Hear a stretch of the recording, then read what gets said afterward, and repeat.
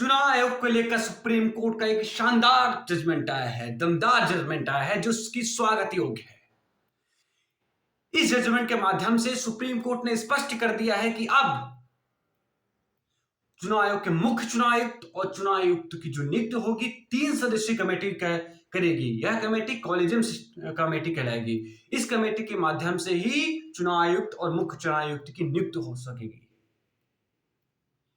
इस निर्णय के द्वारा सुप्रीम कोर्ट ने जो साहसी कदम उठाया है, जो निर्णय पारित किया है, वह स्वागत योग्य है, सराहनीय है।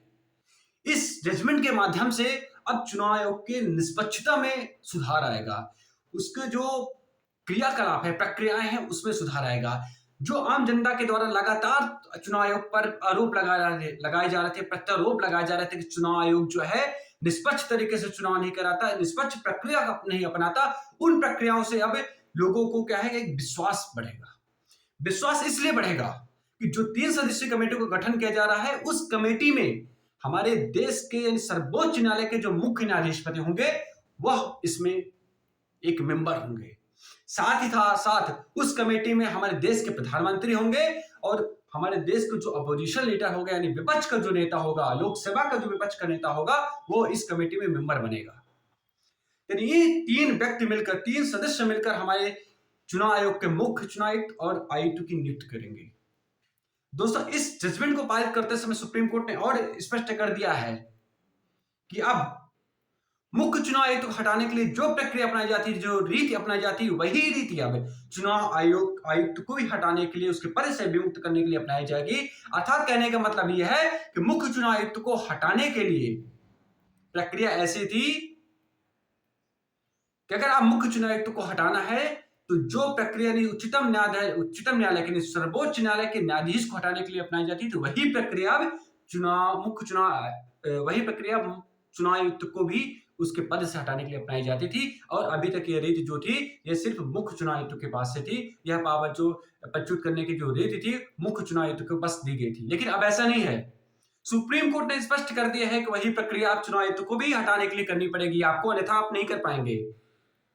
सुप्रीम कोर्ट ने अपने जजमेंट में पारित करते समय यह भी कर दिया है कि चुनाव आयोग का एक खुद का सेक्रेटरीट होगा, यानी उसका खुद का एक सचिवालय होगा। जिस तरह लोकसभा का एक सेक्रेटरीट होता है, विधानसभा का होता है, उसी तरह चुनाव आयोग का भी एक सेक्रेटरीट होगा, उसका भी एक सचिवालय होगा। चुनाव आयोग के लिए सबसे जो मुख्य बातें ये है दोस्तों कि अब चुनाव आयोग का खुद का फंड होगा। अभी तक चुनाव आयोग को चुनाव कराने के लिए, चुनाव को पूरी प्रक्रिया को पूर्ण करने के लिए फंड के लिए केंद्र सरकार पर निर्भर रहना पड़ता था। केंद्र सरकार से फंड मांगना पड़ता था। लेकिन अब ऐसा नहीं है। अब खुद चुनाव आयोग का एक अलग फंड होगा। उस फंड से वो खुद फंड से चुनाव आयोग अपनी प्रक्रियाओं को, अपने कर्मचारियों को वेतन देगा और उसे संपूर्ण चुनाव निष्पक्ष रूप से कराएगा। पहले दोस्तों चुनाव आयोग में जो वर्कर होते थे, जो उनके चुनाव आयोग के जो वर्कर होते थे, यानी जो कर्मचारी होते थे, वो कहीं ना कहीं इनके डायरेक्ट नहीं होते, चुनाव आयोग के डायरेक्ट कर्मचारी नहीं होते थे। वही कृषि विभाग से आते थे, स्वास्थ्य विभाग से आते थे, अन्य क्षेत्रों से आते थे। लेकिन अब ऐसा नहीं है। अब चुनाव आयोग ही इंटरव्यू लेकर उन कर्मचारियों की भर्ती करेगा और वही कर्मचारी अपने रिटायरमेंट तक चुनाव आयोग में काम करेंगे। इस तरह से जजमेंट पारित करके जो सुप्रीम कोर्ट चुनाव आयोग के पूरी तरह से उसको परिवर्तित कर दिया है, पूरा उसको निष्पक्ष रूप से सामने लाने के लिए, जनता के सामने लाने के लिए जो जजमेंट किया है, वह शानदार है, स्वागत योग्य है। अभी तक हमेशा चुनाव आयोग पर आरोप लगते थे कि चुनाव आयोग जो है निष्पक्ष रूप से चुनाव नहीं करवाता।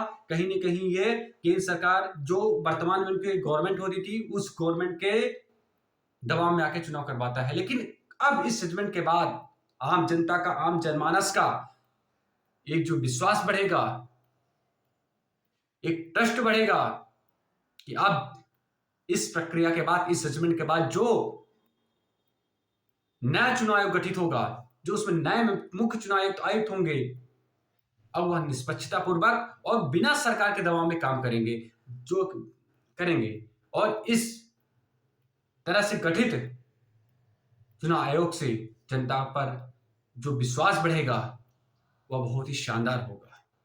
तो दोस्तों, हम सभी माननीय सुप्रीम कोर्ट द्वारा इस पारित आदेश चुनाव आयोग को लेकर जो निर्णय पारित किया गया है, वह हम सब उसका स्वागत करते हैं और सराहना करते हैं। दोस्तों, आज के इस वीडियो में हम जाना सारांश के रूप में इन कुछ शब्दों में हम जाना कि जो ये जजमेंट है, इसका जो मुख्य उद्देश्य वो क्या है। नेक्स्ट वीडियो में हम कुछ नई चीजें लाएंगे, उसमें बात करेंगे। तब तक के लिए नमस्कार, जय हिंद।